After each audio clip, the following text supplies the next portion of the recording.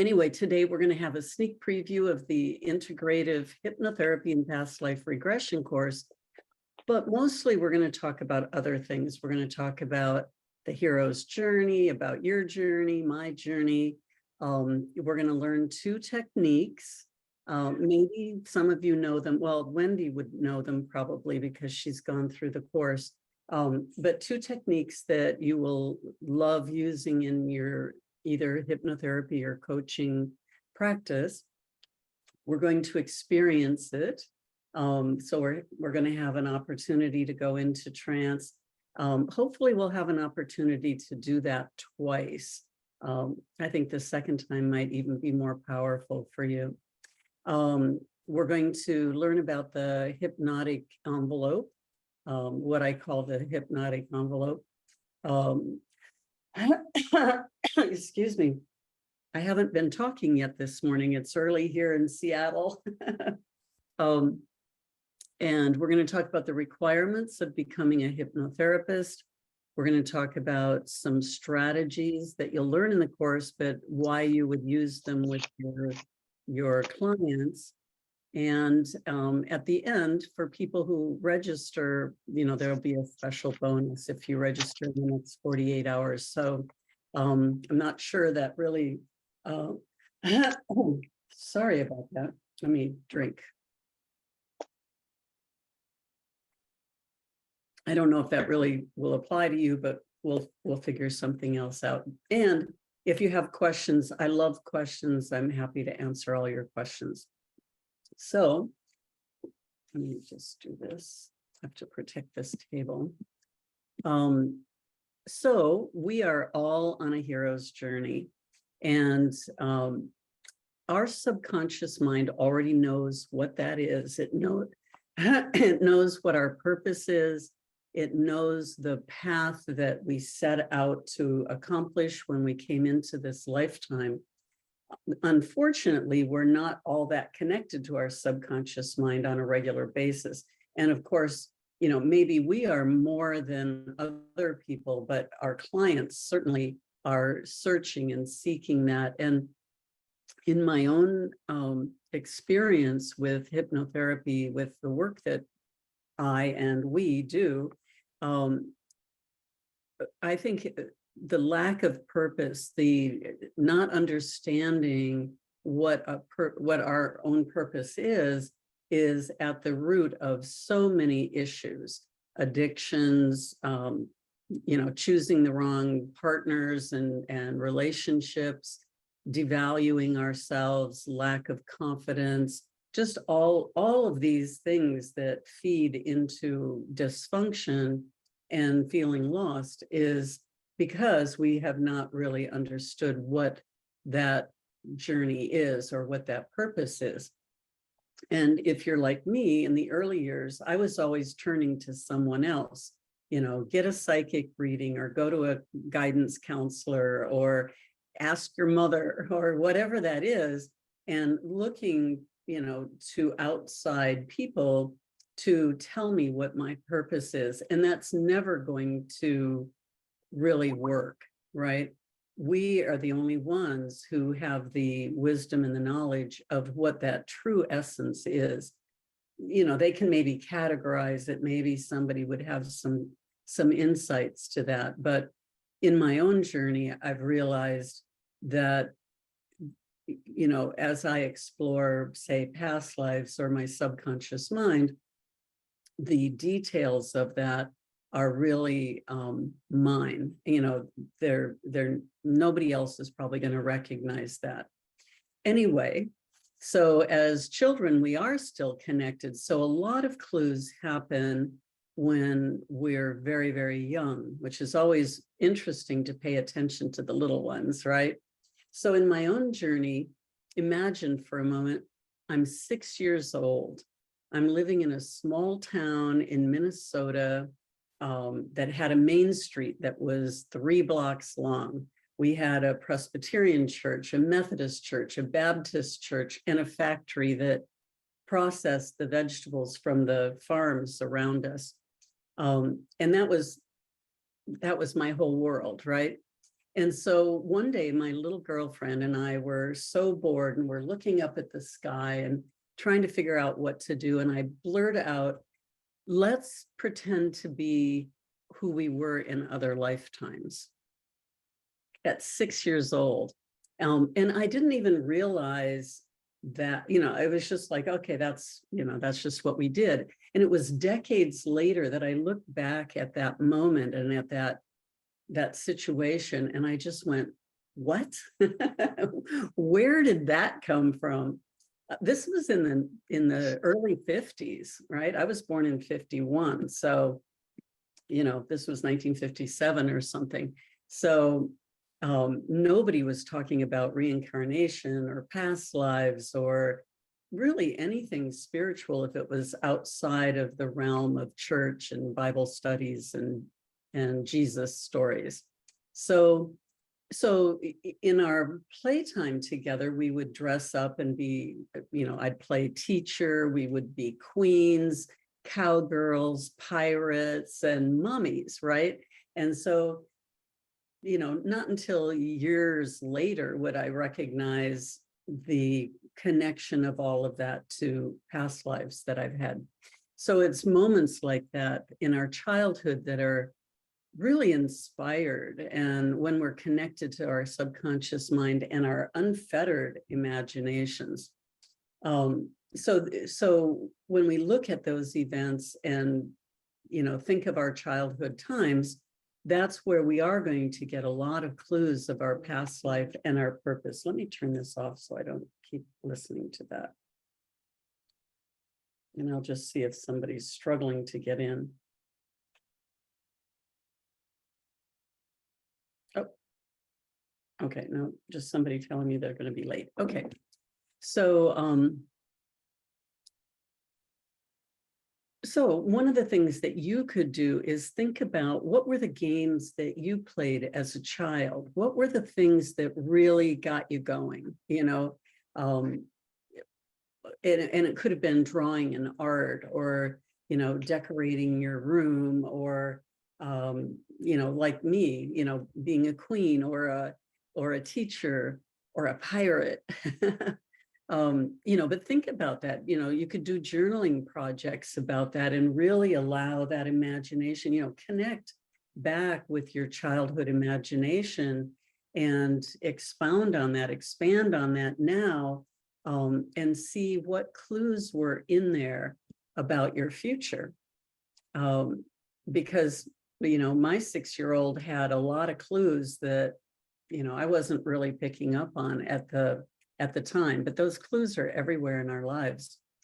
So our subconscious minds hold vast treasures of information, wisdom, and past, present, and future experiences. So yes, our subconscious mind can already see into the future of the timeline. It's not contained in the 3D world in the same way that our conscious mind is trapped, I guess, confined. And in the course, you'll learn some techniques that I don't want to say created, but I've evolved some techniques that would allow you to help your clients see their future on the timeline. And then we're also going to talk in the course about how to help them move to a parallel timeline. As we know, there are parallel universes and alternative timelines, and we will be learning how to move over there so that their future is different if they don't like the future that on the timeline they're on right now. So we'll learn how to do that. And as we change those timelines and we alter that future, you're going to notice that the past also will change. But, that'll be stuff we go over in the course. And so you'll understand it a little bit better. That's advanced stuff. So we're accessing our subconscious mind continuously, especially in dreams and daydreams, meditation, contemplative activities like just driving long distance. I used to just love just getting in the car and going somewhere for hours and not turning the radio on, but just allowing my mind to wander, right? Or washing dishes, knitting. Remember in the old days, you remember in the medieval times, for instance, or really any time throughout history, especially for the women, you know, we would be doing needlework or spinning yarn and these really repetitive things and having visions of things at the same time. We would have a lot of intuitive and psychic visions by doing those repetitive actions. Our subconscious mind also gives us our knee-jerk reactions and our habitual behaviors. So while it's a wealth of information and a treasure of self-knowledge and purpose, it can also really sabotage ourselves through, you know, having bad habits and unwanted knee-jerk reactions. So of course, with hypnotherapy, we'll be able to go in there and fix those, retrain the subconscious. And the most effective way, I think, to get to the subconscious mind is through hypnotherapy.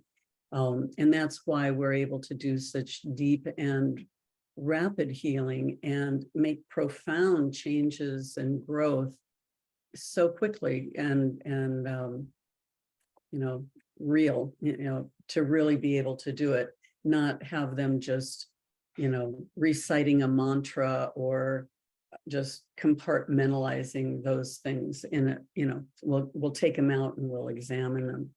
So let me explain the hypnotic envelope. I've mentioned that a little bit earlier. I've coined this word when I was writing my last book. I'll show it to you real quick. Mastering Hypnotherapy. I love this book. It feels like velvet, so I just feel it. But when I was writing the book, I wanted to have a term that really encapsulated the what I call like the shell or the cocoon that we put our clients in. And so we start with induction and deepening, and I use the safe space empowerment symbol, sacred space. And then we do our work within that. And then the other side of the cauldron, the cocoon, whatever you want to call it, is the probably you would do role model, future pacing, and then you're emerging, right? So you would do that. So that is what I would call the hypnotic envelope. Now, we don't do all of those steps every time, but even at its simplest, it would be an induction and an emerging. And then what happens in between is the juicy center, right? Where we do the healing and the exploration and all the fun work that we're going to do. We're going to talk about some of those techniques in a little bit, but right now I want to talk to you about the two techniques that I'm going to show you today. So the first one is going to be the empowerment symbol. So as we know in hypnosis, in pretty much any training that you're going to get in hypnosis, they're going to talk about anchors. And typically, at least the way that I was trained, excuse me, coffee this time, let's see. Okay, so the way that I was trained in hypnosis, we would do anchors. So you would, you know, conjure up some kind of feeling inside of a person, let's say confidence or courage, and we would have this feeling. And then you would tell them to, you know, touch their fingers together, touch their nose, you know, or you would pat them on the arm or something that would create an anchor for them. So over time, in the beginning of my career, I started realizing that, you know, people have such incredible imaginations that we really need to harness that. And there was just, you know, some of this stuff was just awkward, and if they would forget to do it or whatever. So what I would ask them to do is we would, you know, at, somewhere in the session, maybe they realized, oh, they felt so proud when they graduated from college and they had all this good feeling about themselves. And instead of doing, that, making some kind of motion, I would say, imagine that you're holding a symbol in your hand that represents that feeling. And they would come up with these beautiful things. I'm holding the world. I'm holding a ball of light. It's the sunshine, a rainbow, a Kuan Yin, a Greek goddess, whatever it was. They would hold this object, or it was a crystal ball or something. In many cases, well, so then, we would do the same thing with the anchoring. Well, anytime in the future that you want to feel these same feelings, imagine you have that object. And a lot of my clients went on to buy the object. They'd go to the store and they'd get a representation of that they could then keep in their pocket or their purse or wear as a necklace or something like that, so that they were continuously connected to that empowerment symbol. So then over time, I took it another step farther. If I guess it's a step, it's farther. I took another step farther. And so in the beginning, when we go into the safe space, I would have them look around, and I do this almost every client. There may be a few exceptions somewhere, but with every client, let's just say, knowing that there's a fraction of a percent that I don't get around to doing this, but within the safe space at the beginning of the session, I have them discover that there is a gift that has been left there by their subconscious mind, or their higher self, or the spiritual world, or however you want to term that. And they would find these gifts, right? So they look around. And again, some people say, well, I see a box and it's wrapped and it's got ribbon, and then they open it and they look inside and find whatever it is. And oftentimes it's very surprising, or they just find the object. And it could just be a twig or a rock that's just right there next to them, or a bird. Oh, here comes somebody. Or a bird, or whatever that is. And oftentimes they're very, very surprising for the person. And what's interesting about that is that when they get that gift, oftentimes it's not exactly what we were talking about. Like, just one example is I was working with a lady that wanted to work on weight loss. And so when she got to her safe space and she found her gift, it was a pink quartz heart. And so what I tell the client is, when you take it into your hands, it has a certain energy and empowerment. And so, as you're holding it, what is it that you sense? What is the gift, and how does it affect you? And what this lady said was, it's self-love. And so here we were, typically as a hypnotherapist, okay, you're going to do secondary gains parts therapy. Why are you gaining weight? Why are you eating? The benefits and detriments, or you're going to do object imagery. What does it feel like to carry the extra weight? And in this case, the empowerment symbol told me a very important element of what we needed to work on. We needed to work on her self-love. And so if she loved herself, she would be treating her body differently, right?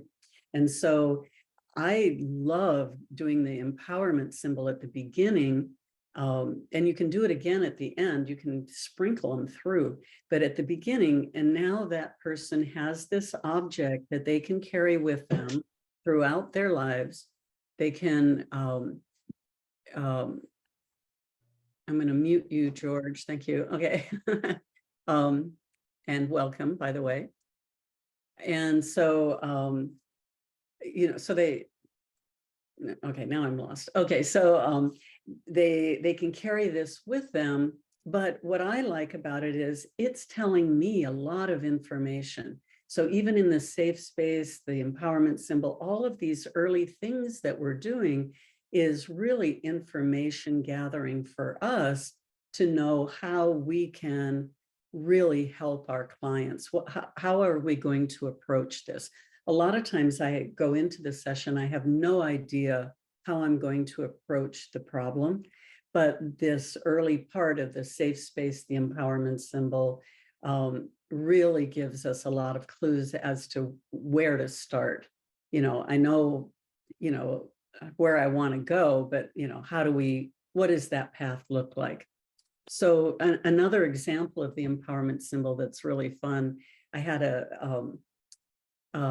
client who wanted to be able to connect with her spirit guides more fully. And so her gift in the beginning, she found a very pretty wrapped box. And when she opened it, she said, there's nothing there. And so we kind of explored that. We didn't find anything else. And so we just, moved on. Okay, there's nothing there. Let's move on. And so we went through this whole thing, connecting her with her spirit guides, and she's talking to them.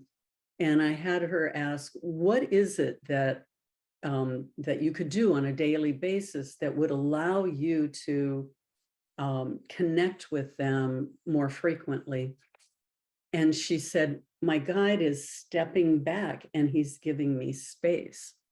And, and he's telling me I need space in my life, in my head, in my life, in order to have that strong communication. And I said, how does that relate to the gift you got in the beginning? Her gift was space.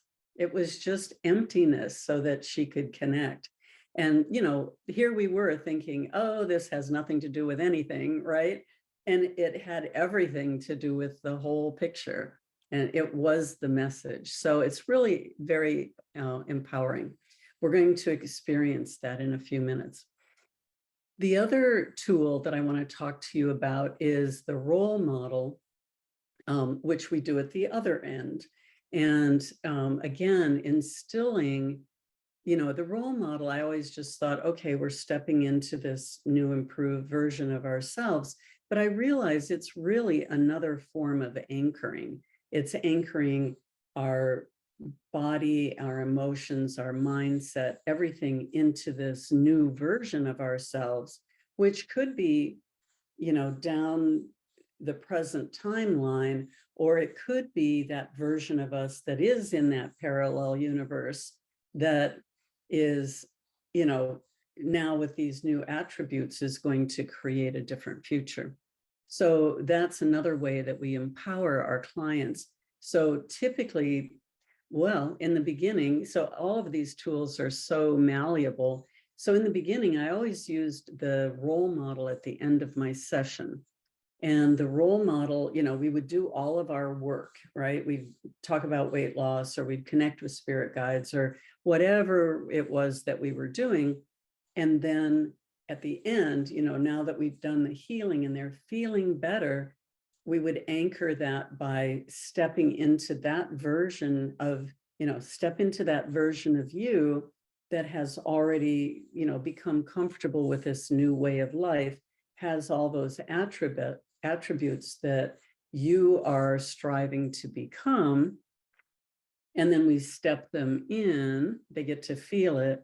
I like to step them back out into their former self, because sometimes, we just get so comfortable with where we are, right? This is familiar, all my insecurities or my blocks or my bad habits or whatever it is just me, it's just normal. But now that I've stepped into this new improved self that has, a greater sense of purpose and a greater sense of self and more courage and confidence, then when I step back into my old version, it's not so comfortable. Now I've experienced a breath of fresh air, and now I'm coming back and it's like, oh, I don't want to be here anymore, right? And so then you step them back into the new improved version, and then and they get to experience that again. Oftentimes I'll give them the option to stay there or go back. 99% of the people say, there's no way I'm going to go back. I want to stay right here. So then we further anchor that by doing future pacing. So then, if you were to stay in this new improved self, each and every moment of the future, how would the rest of today be different? And they tell you, okay, if you stay in this new improved self each and every moment of the future, how will the rest of this week be different? And they tell you, and then a month, and then 3 months. And so we just go through that. And now what we're doing is we're showing them that, maybe they're going to be really motivated. Maybe they're, like us, entrepreneurs, and, oh, I'm going to, get my social media taken care of today. Oh, over the next week, I'm going to book 2 extra clients, and I'm going to, schedule a workshop. Over a month, oh, I can already see that, my calendar is filling up, and, so they're seeing this. And how I look at it is, we're dropping cookie crumbs out into the future. And so as they're moving along, they've created this bubble of positive energy and goals that they're going to achieve along the way. And so as they arrive, that energy is just sitting there waiting for them. And in the case of, say, smoking, and I'm not going to smoke the rest of the day. Oh, at the end of the week, I'll have struggled, but I will pull through, right? And, at the end of the month, well, I won't even think about cigarettes. But in real life, they're going through, they do pretty good today. They're doing pretty good through the week. And then after that, it starts kind of wearing off, and then they're tempted, and, they want to have that cigarette, but somewhere in their mind, they already have experienced, if I don't have that cigarette, I know what I'm going to feel like in a month. And it's right there. I've seen it. I just have to keep going and arrive there. And so it's very motivating for them to continue to be a non-smoker, right? Or not eating it in the middle of the night, or whatever it is that they're doing. It's easier because now they've seen what all this glorious future is going to look like if they just stay on that path, right? And, in some of these cases, we'll be doing, like with smoking or any kind of habitual behaviors, we'll be seeing them every week. So we would be reinforcing that as well. So they've seen the future, but at the end of the week, they're probably going to see me again. We're going to reinforce, we're going to look at the future again, so that will exponentially grow and give support. Okay, any questions? You can unmute if you would like, if you have any questions about either of these 2 techniques.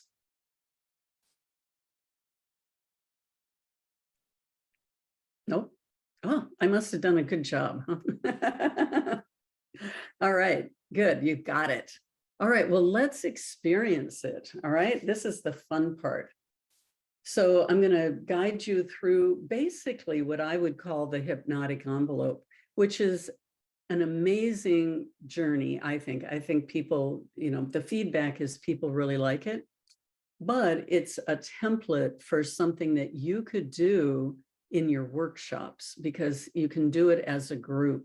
So if you're looking for, something simple to do in your workshop, or you have a ladies group you're going to present in front of, or, something like that, you could just do this hypnotic envelope, and they're going to, well, you'll see what you come away with, and you'll see what that experience is.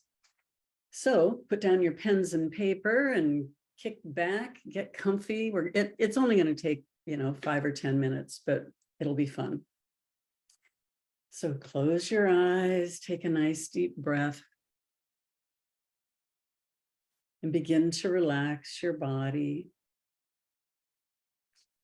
And imagine a ball of light at your feet, glistening and shining and radiating. And as that ball of light begins to move up along your body, it gathers up the perceptions and the sensation, leaving behind a completely relaxed body. As it moves up across your legs and your lap, up across your torso, balancing your energies, opening your chakras.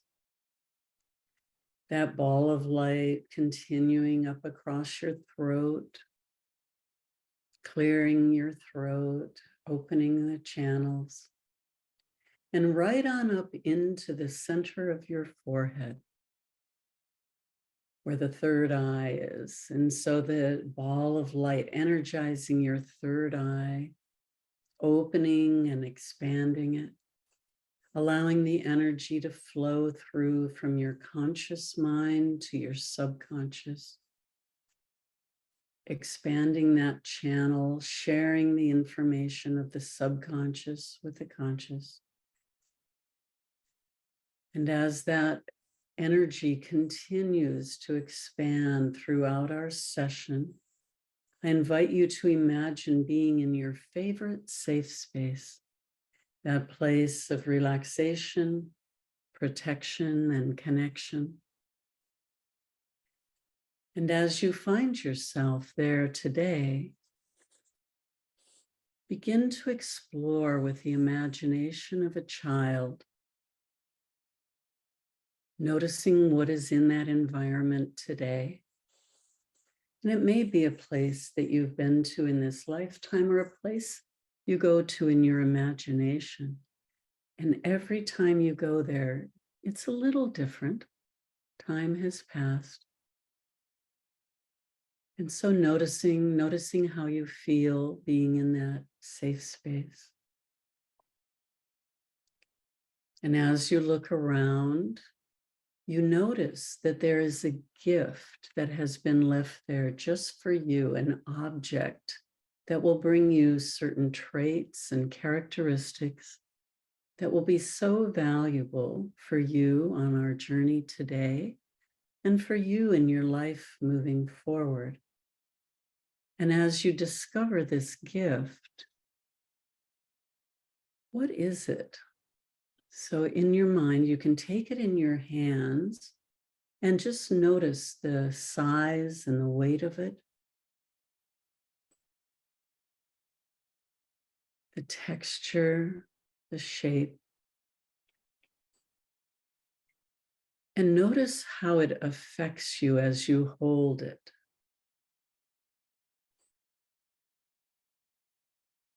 What energy does it have for you? And if it has a message, what would the message be?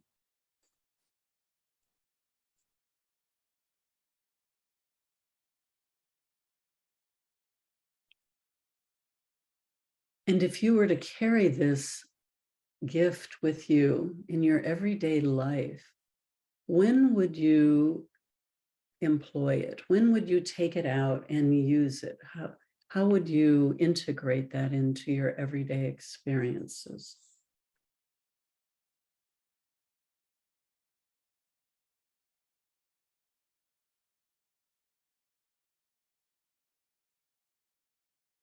And so knowing that this is yours to keep forever and ever, holding it, you begin to find a place to meditate, settling in and allowing yourself to go into a deep, deep meditation, as deep as you would enjoy experiencing today. And now, as you allow yourself to go deeper and deeper throughout this session, as I count from 3 to 1, you'll be teleported to a sacred healing space, a place of dense energy that is there just for your healing and growth. 3, 2, 1. And as you find yourself in your sacred healing space, I'd like for you to just touch something. Just lay your hands on something there to ground yourself there.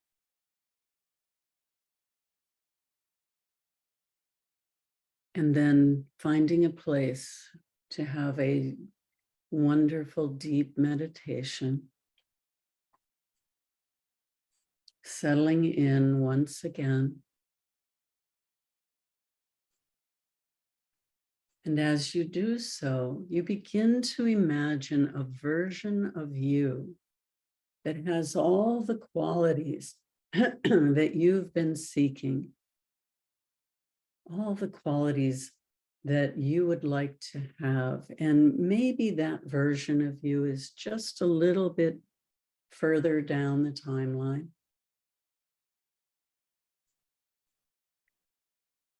Or maybe that version of you is on a nearby alternative timeline.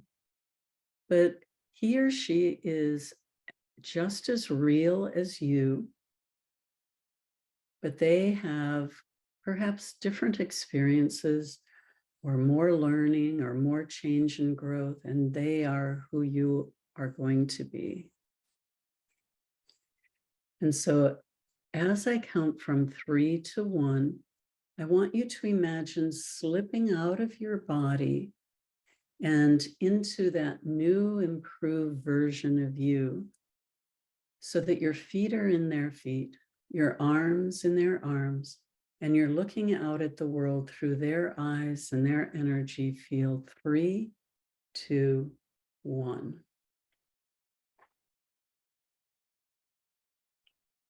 And notice what it's like to be in that version of you, how it feels,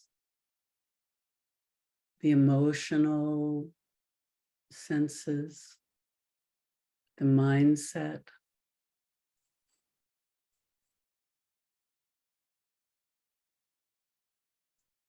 Notice how you would move in that body, how you would maybe stand a little differently.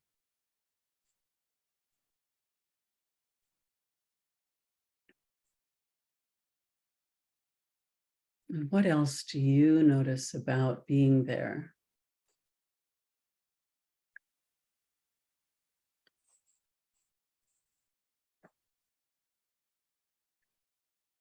And now, as I count from 3 to 1, stepping back into your former self, 3, 2, 1. And noticing the difference, noticing, whether it's, more expanded or contracted, heavier or lighter, darker or lighter. Is there more clarity or more confusion? Just notice all the differences as you are here in this former mind frame.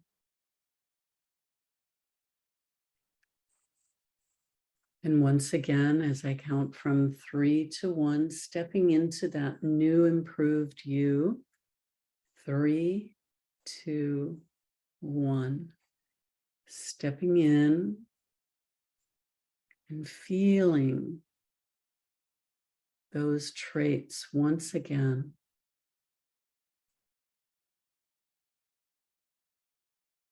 Noticing if there's more possibility, more opportunities, or are there less? Maybe things narrow and get focused. What else do you notice?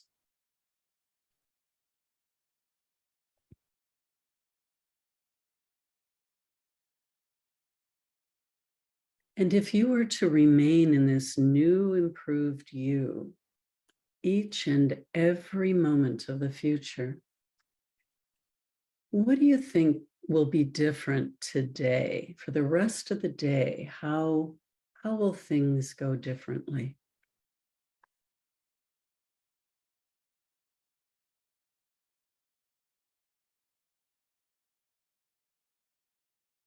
And if you remain in this new, improved version of yourself for the next week, 7 days, how do you think things will be different in 7 days?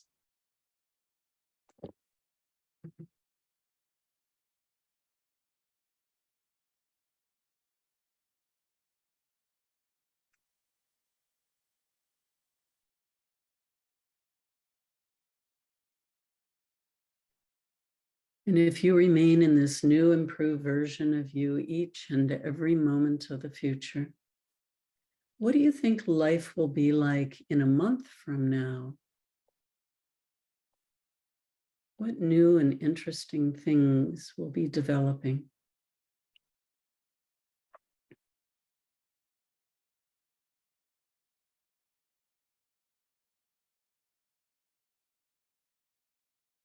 And if you remain in this new, improved version of yourself each and every moment of the future, how do you think life will be in 3 months from now?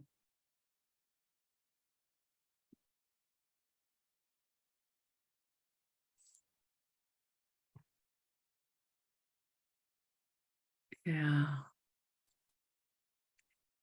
And so we're coming to the end of our time.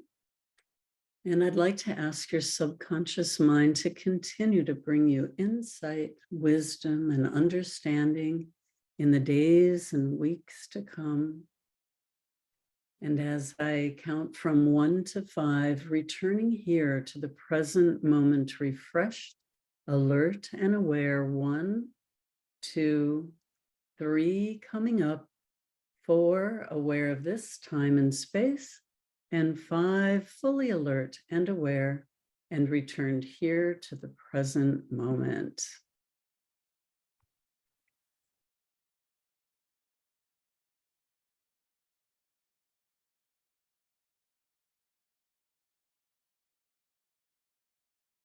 I don't think Erica wants to come back. Come back, Erica.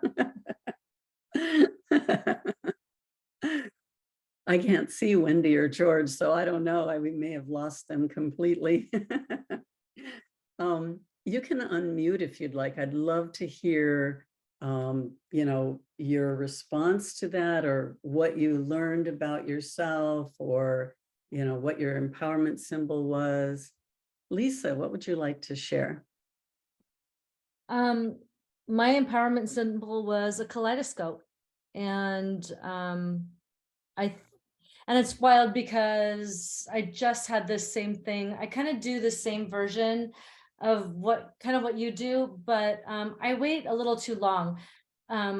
So I like that you do it earlier. Um, but I've been talking to my clients about different possibilities, and it showed me different possibilities to who I can be with the different aspects of a kaleidoscope. It might look like one thing, like a little piece of glass or whatever, but then when you look at the kaleidoscope, it's totally something different.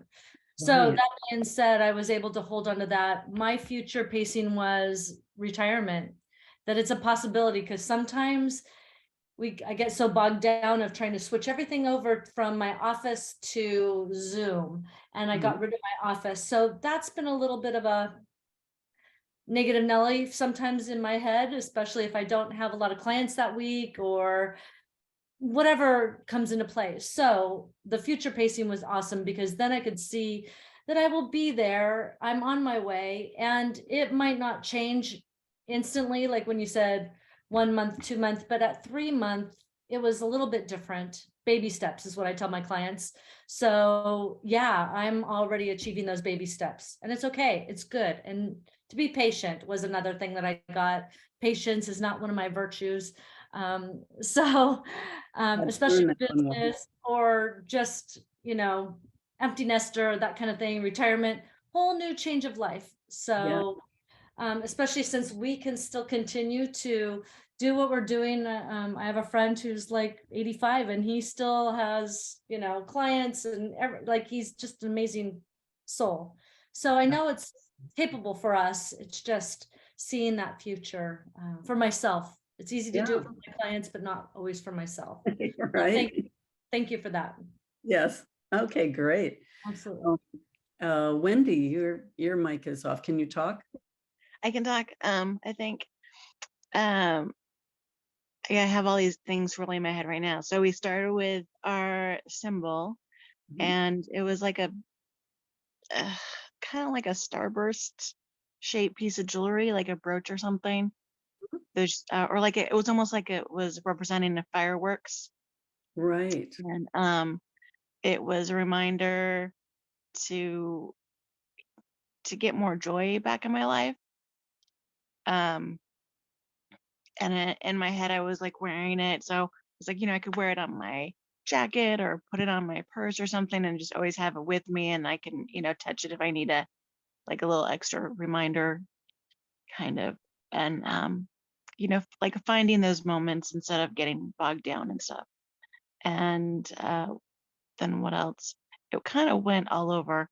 So then when we went back to We did like Rome. after that, What? went back in when after we got the symbol, and then went back to like the safe healing space. Mhm. It was dark water, like maybe open ocean, but calm and dark. And I just went under, but I could breathe underwater. And I've been working a lot on like shadow work stuff. So Yeah. it felt like that, like getting, like it wasn't scary at all. It was safe in the depths and in the dark. And, it was like the water was enveloping rather than like choking or drowning me or anything. Right. Mhm. Exactly. Hmm. Um, and then it was funny because then to touch something, I touched an octopus. And I actually have an octopus tattoo, and it like basically climbed on and became the tattoo. Um, Oh, cool. so it was with me, and that symbol was always for like feminine energy and empowering of yourself. Um, and then moving in the future, it ended up bringing more.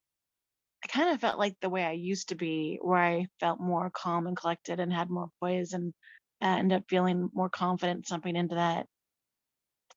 Um, Focusing on improving my emotional intelligence, which is another thing that I've been doing lately. And I was like, let's just keep working on that. And that's, kind of settle more into that. Cool. And it's funny, I felt like little changes when we were walking through the steps in the future. But then the 3 month, it was funny. I didn't really feel a big change at 3 months, but I felt like I was closer to the big change. Ah, Like, yeah, it's not here yet, but you're so close to it. yeah. It feels like some kind of breakthrough is coming after that by stepping into it. Yeah. Yeah. So I feel like the baby steps, basically, it's the same before. It's, yeah, we're getting there. We're on the right track doing this. So, Right. And it reminds me that, a lot of times that whole first part of the safe space, the sacred space, and all the imagery, you could launch a whole session of just right. Just that one. just that, right? Just that section, being underwater, what does it mean? What can you do there? Or Lisa's kaleidoscope, what are those little pieces? How does that move and how do you put it together? So Hmm. why like I said earlier, why I do that part, because it's bringing in all of this visual and, already telling us what the subconscious mind, its messages and its view and perspective of all of this, and just use that imagery. I love the ocean because the ocean, you have every direction to go in, right?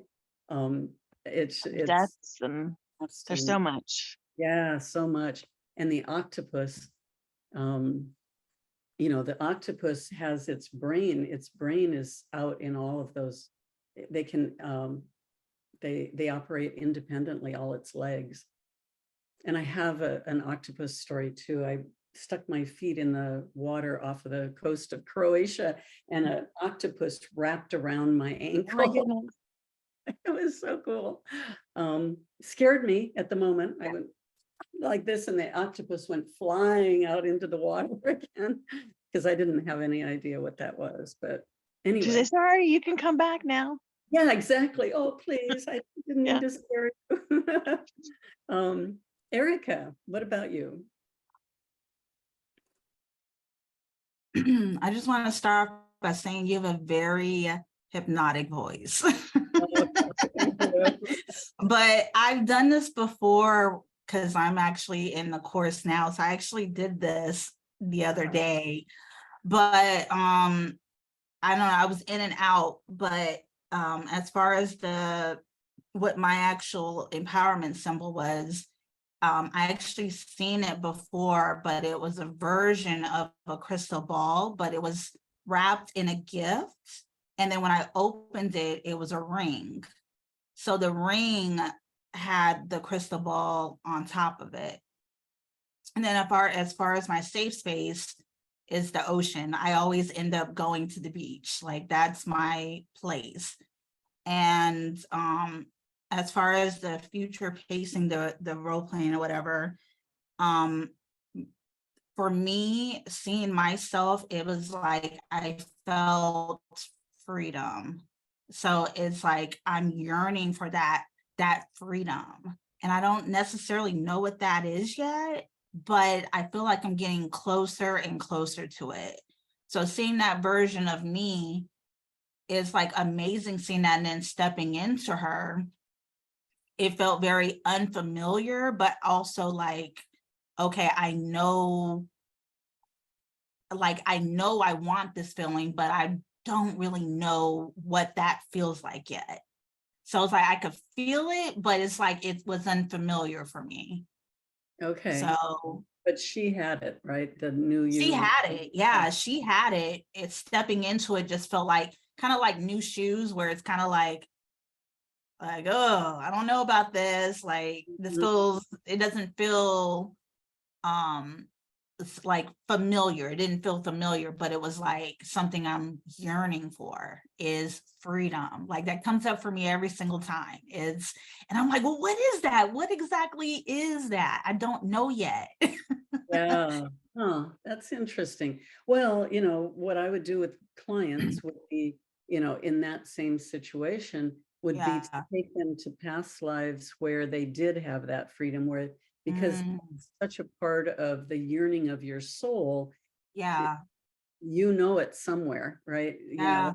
So Yeah. going back there to connect with that so that it, you can embody that a little better. I did that with a client, obviously lots, but one that comes to mind, but he had never been in a loving family. So, growing up, everything was cold and disconnected. He didn't have that family feeling. So of course he replicated that in his marriage, in his own family. He had the same thing. He said, I've never felt that.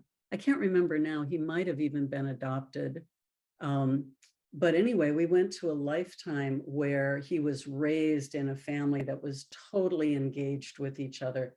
And we just languished there. I mean, we just really looked at all the details and the feeling. And then, of course, he grew up in that lifetime to develop his own family that he was very connected with. And so now in this lifetime, he's brought that, he knows the feeling, he's been there, and it is a part of him. But obviously in this life, he would have to start rearranging some of the blocks in order to replicate that. But at least he's got that feeling of that kind of love. So yeah, we'll connect you, in the course, you're going to be doing a lot of practice. You can go into those lifetimes and start connecting with that. Yeah.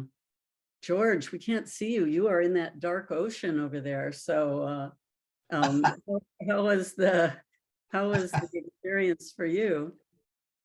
Sorry I'm late. First of all, the experience was great. It's kind of, it was very timely for me in that I've been thinking about all the places I'm just right at cusp or a point of transition. Come closer to your mic. I'm at a point in my life where I'm right at a point of transition, where I feel a point of inflection where I've been planning, developing, but never stepping into that new life. And you helped me do that. I really appreciate that. So So it was a very timely, symbiotic, I'd say a symbiotic, timely expression of what I was hoping to do. It had gave me a sense of both that boundary and where I wanted to be beyond it. It's a pretty nebulous thing, but it's also very broad. I use that's the way to say it. There are a lot. I think I've talked a number of things that I want to develop, a number of projects, and now I'm always in the preparatory stage and never stepping in and building it. So thank you. Yeah, you're welcome. You're welcome.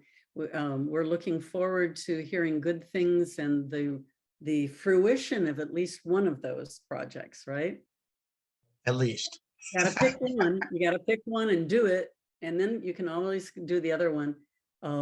I see that a lot in clients, and I don't think you have a lot of Gemini in your chart. I'd have to look again, but you know, where they're trying to, they don't want to give up any of the interests, but then they never get to fulfill any of them because they want to keep them all juggling, right? And so you know, picking one and doing it doesn't mean that you can't come back and pick another one and do that, right? So, Okay. and I hope yours has to do with writing too. Oh yeah, that's right. Key of it. It is. Okay, good. All right, we're going to wait for your first novel, your first book coming out. And it can be done in just months if you just apply yourself. I've written 6. This one, this is my latest. So you just get her done, right?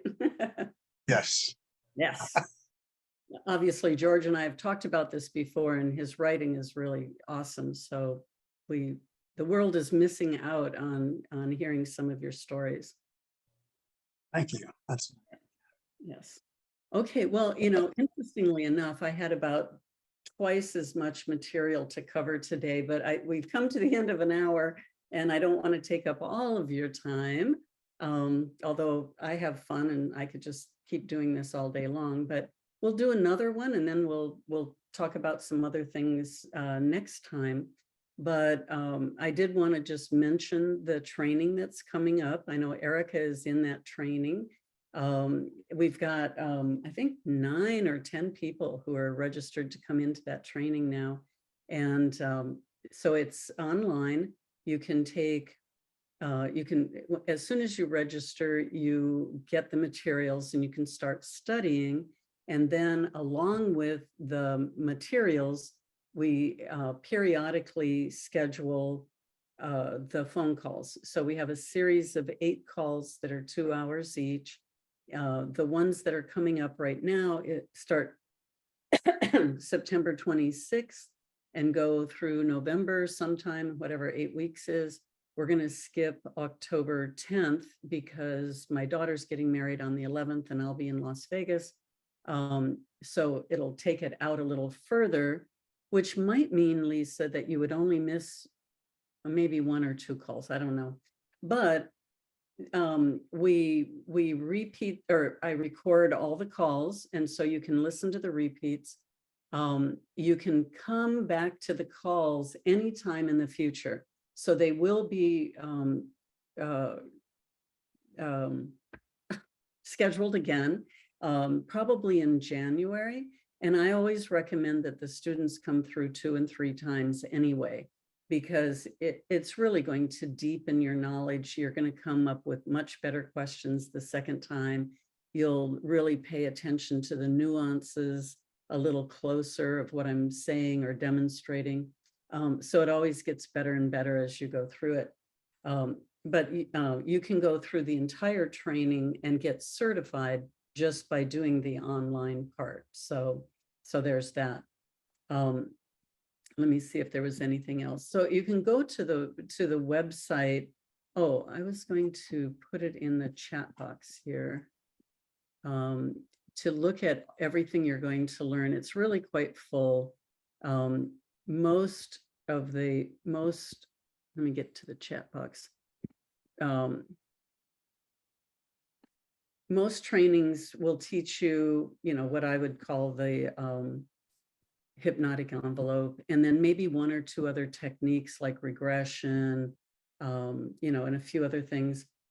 in this course, you're going to learn at least a dozen, probably closer to, somewhere between a dozen and 20 different healing techniques that you would apply within that hypnotic envelope. So you'll learn all about the envelope and all those techniques and how you can massage that and change it and go through all that. And then you're going to learn all these techniques within that of doing healing. You'll have techniques that will allow you to really work with anybody for any topic. The only thing that you would not be qualified to work with is somebody who's really got a strong diagnosis of psychosis or something like that. But no matter what they're coming to you and presenting to you, you will be able to help them. It's amazing. So I've been in business now since 1997 here in Washington. I was doing past life regressions since 1986, I think. That was going to be part of my continuing story, but we've run out of time. But so I was doing past life regression, but now I've been doing this work for over 26 years. And I've gathered all these tools. And instead of having you go out and have to take trainings from all these people like I did over the decades, I just put it all together into one course and I hand it to you in a way that is so easy to use. We don't use any scripts. It's all organic. It's all in the flow of what is being presented by their subconscious mind. I could go on and on. I think it's a wonderful course. Right now in August, starting today, it's 10% off till the end of the month. And you'll get a copy of my book, Mastering Hypnotherapy, which I think is a really good adjunct to the course because there are things in the book that are not covered in the course. And then there are things in the course that are not, in the book, and obviously the calls that go with the course and that accessibility to me. So anyway, I think we'll just call it a day. We did use up our time. I can't believe I've got this huge thing I was going to talk to you about, but we'll do it next time. And so does anybody have any questions about anything we experienced today or the techniques, or I have a neighbor walking by. Any questions about anything? Yes, Lisa. I have two. The first one is I wanted to say to Wendy, look up octopus symbolism, because it looks like it could speak to you a little bit of what an octopus is as a spirit guide, spirit animal kind of thing. I kind of go there a little bit. But it will teach you how to adapt your existing conditions, remind you to allow yourself to become aloof and to remember to seek grounding as you practice letting go, forgiveness, and acceptance. You learn that regeneration is possible, all is not lost. So maybe it speaks a little bit to that, but check it out. If you have a favorite author that you like to go to, stick with one author when it comes to spirit guides, animals, whatever. But yeah, look it up and see if something like that speaks to you. My second question is, though, I tried to get your book when it first came out on Amazon and they said it wasn't available. And I've kept my name on the list so that I could get it, but it's never, I ordered 2 copies and still have not gotten them. So can I still go through Amazon, or is there another place that I can go to get them? Amazon should have them. I order them. Okay. Like when people register for the course, I send them a book. And so I've been ordering them. Go ahead. I'm sorry. Well, I don't know if you tried when I first announced it, and maybe it was just in the very beginning, but Too early. Yeah. if you go, if you go to Amazon and then go Mastering Hypnotherapy. Now the old book, the Hypnotherapy, a Client-Centered Approach, is out of stock, or out of print. Yeah. But No. Mastering Hypnotherapy. Gosh, that would be terrible if people aren't able to order it. I was just going to try to reorder it again right before the class started, but I ran out of time. So I've got it in my cart. So hopefully they'll send it to me. Crazy. Yeah, It does take about a week to 10 days because it's print on demand. And okay, so maybe there's a delay there, but I'll try again. yeah, Yeah, if you have trouble, just email me directly and we'll walk through. absolutely. Absolutely. Mary, I got your last copy. I think That's why it's not available no more. I got the last one. yeah, Erica did it. She wiped out the whole stock. Yeah. But sometimes you can find it on half price books because I've got like 3 copies. I keep giving them away. Oh, cool. So yeah, I go to half price books. There's also, I live in Texas. There's an old bookstore in Denton. It's a college town. So I can usually find some good hypnosis out of print stuff there as well. So Cool. you just have to struggle and look for it. But yeah, it's an excellent book. And your other one as well on past life, you know. Thank you. Our teacher, Mark Johnson, my teacher, Mark Johnson, about 1 million years ago, we studied from that book, and that's helped me Cool. tremendously in my business, my craft. So thank Awesome. you. That's great to Yeah. hear. Go on Amazon and give reviews. Yeah, absolutely. Absolutely. I Yeah. have, there are some mean people out there. I had somebody write a review for the past life book and they said, oh, don't waste your time. It doesn't give you anything. It's all, I knew all of that. These are all the techniques that I use already. So I didn't learn anything. And Oh. so my husband went on and responded to it. I didn't want to, but, and he's, you know, it said, so, you know, what you're saying is, here's a book that tells other people, you know, all the things that you're doing. But if you say it's worthless, you know, are you really saying that everything you do is worthless? You know, Yeah. or Yeah. something to that effect. And it's like, people are so weird with their reviews, you know? Yeah. But anyway, but thank you for being a good advocate of all my books and all of that. Absolutely. And Absolutely. Erica, you've got that last copy. If I ever get to meet you, I know in Florida, I'll sign it for you. Yeah. Because it said one available and I got it. And I just got it last week. So Oh, maybe there are a few kind of squeezing through the lines there. So, yeah, I had an instructor, 2 different instructors, one from Canada and one from, I thought she was in Texas. No, maybe she's Arizona, I forget. And they both said, we've used your textbooks for this, and client-centered approach is out of print. And I didn't even really realize it. And she goes, you got to write the next book. And so in, I don't know, October, November, these 2 instructors were just harping on me. And so, you know, we sold our house. We've been living in temporary housing, all this stuff. We have a house now, we're just renovating it. But in the midst of all of that, I just started writing Mastering Hypnotherapy. I thought, I got to get this out for these people. So over the, you know, 5 months, buying a house, living in temporary housing, doing the construction site, and getting my book written. That just goes to show you, you can do it, right? So I do have one question, because you mentioned that, you know, we can pretty much work with anyone except someone who has been diagnosed with, you know, a form of psychosis. Would schizophrenia be one of those? yeah, now, you know, it's a fine line. Yes. I would be careful with schizophrenia, you know, and probably not do it unless you're really confident.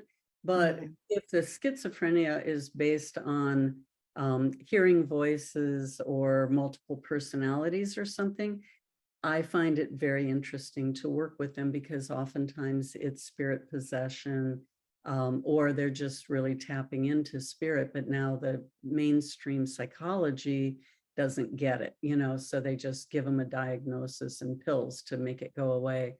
And Yeah. a really good book, if you do come across that, I do have a training, a second training, the Transpersonal Wellness Coach, that we deal with sacred journeys, soul retrieval, working with spirits. What are they? How do we handle it? Depossessions, UFOs, all of that. The kind of the woo-woo stuff, there is a course on that as well. But a good book in between is called The Unquiet Dead. by Dr. Edith Fiore. She was a psychiatrist or psychologist in the Bay Area. I think she's died now. I would, yeah, she'd have to be. She'd probably be 120 years old by now.